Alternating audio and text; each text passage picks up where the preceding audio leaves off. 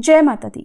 आज नवरात्रि का तीसरा दिन है और इस दिन विशेष रूप से शक्ति, साहस और विजय प्राप्ति के लिए माता की पूजा की जाती है और तीसरे दिन के अध्याय का पाठ किया जाता है। इस दिन देवी की उपासना से व्यक्ति को मानसिक और शारीरिक बल मिलता है, जीवन में आने वाली कठिनाइयों का सामना करने की शक्ति प्राप्त होती है। ये दिन विशेष रूप से उन व्यक्तियों के लिए महत्वपूर्ण है जो अपने जीवन में बड़े परिवर्तन और चुनौतियों का सामना कर रहे हैं। इसलिए ऐसे भक्तों को आज के दिन विशेष रूप से श्री दुर्गा सप्तशती का चौथा अध्याय अवश्य ही सुनना चाहिए। आज सुनिए श्री दुर्गा सप्तशती का चौथा अध्याय। इंद्रादि देवताओं द्वारा देवी की स्तुति। महर्षि मेधा बोले, देवी ने जब पराक्रमी दुरात्मा महिषासुर को मार गिराया और असुरों की सेना को मार डाला, तब इंद्रादि समस्त देवता अपने सिर तथा शरीर को झुकाकर भगवती की स्तुति करने लगे। जिस देवी ने अपनी शक्ति से ये जगत व्याप्त किया है और जो संपूर्ण देवताओं तथा महर्षियों की पूजनीय है, उस अंबिका को हम भक्ति पूर्वक नमस्कार करते हैं। वह हम सबका कल्याण करे। जिस अतुल प्रभाव और बल का वर्णन भगवान विष्णु, शंकर और ब्रह्मा जी भी नहीं कर सके, वही चंडिका देवी इस संपूर्ण जगत का पालन करे और अशुभ भय का नाश करे। पुण्यात्माओं के घरों में तुम स्वयं लक्ष्मी रूप हो और पापियों के घर में तुम अलक्ष्मी रूप हो, और सतकुल में उत्पन्न होने वालों के लिए तुम लज्जा रूप होकर उनके घरों में निवास करती हो। हम उस दुर्गा भगवती को नमस्कार करते हैं। हे देवी, इस विश्व का पालन करो। हे देवी, हम तुम्हारे अचिंत्य रूप का किस प्रकार वर्णन करें। असुरों के नाश करने वाले भारी पराक्रम तथा समस्त देवताओं और दैत्यों के विषय में जो तुम्हारे पवित्र चरित्र हैं, उनको हम किस प्रकार वर्णन करें। हे देवी, त्रिगुणात्मिका होने पर भी तुम संपूर्ण जगत की उत्पत्ति का कारण हो। देवी, भगवान विष्णु, शंकर आदि किसी भी देवता ने तुम्हारा पार नहीं पाया। तुम सबकी आश्रय हो। ये संपूर्ण जगत तुम्हारा ही अंश रूप है, क्योंकि तुम सबकी आदिभूत प्रकृति हो। हे देवी, तुम्हारे जिस नाम के उच्चारण से संपूर्ण यज्ञों में सब देवता तृप्ति लाभ करते हैं, वह स्वाहा तुम ही हो। इसके अतिरिक्त तुम पितरों की तृप्ति का कारण हो, इसलिए सब आपको स्वधा कहते हैं।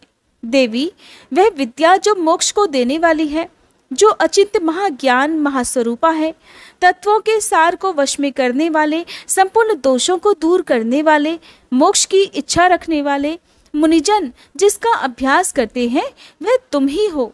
तुम वाणी रूप हो और दोष रहित ऋग तथा यजुर्वेदों की और उद्गीत और सुंदर पदों के पाठ वाले सामवेद की आश्रय रूप हो। तुम भगवती हो। इस विश्व की उत्पत्ति और पालन के लिए तुम वार्ता के रूप में प्रकट हुई हो और तुम संपूर्ण संसार की पीड़ा हरने वाली हो। देवी, जिससे सारे शास्त्रों को जाना जाता है, वह मेधा शक्ति तुम ही हो, और दुर्गम भवसागर से पार करने वाली नौका भी तुम ही हो। लक्ष्मी रूप से विष्णु भगवान के हृदय में वास करने वाली और भगवान महादेव द्वारा सम्मानित गौरी देवी तुम ही हो।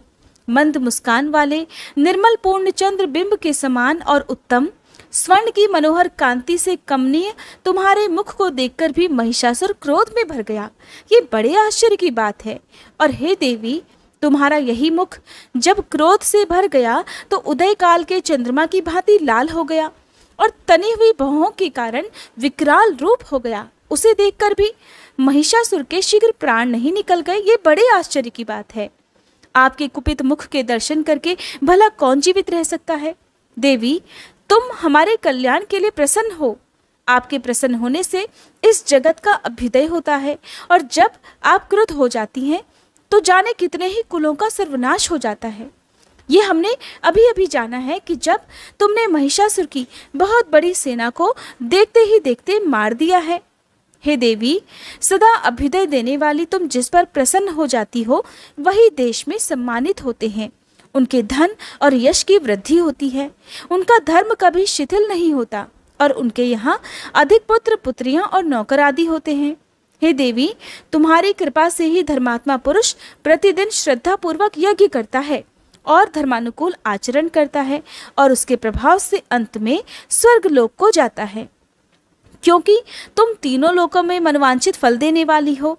हे माँ दुर्गे, तुम स्मरण करने पर संपूर्ण जीवों के भय नष्ट कर देती हो और स्थिर चित्त वालों के द्वारा चिंतन करने पर उन्हें और अत्यंत मंगल देती हो।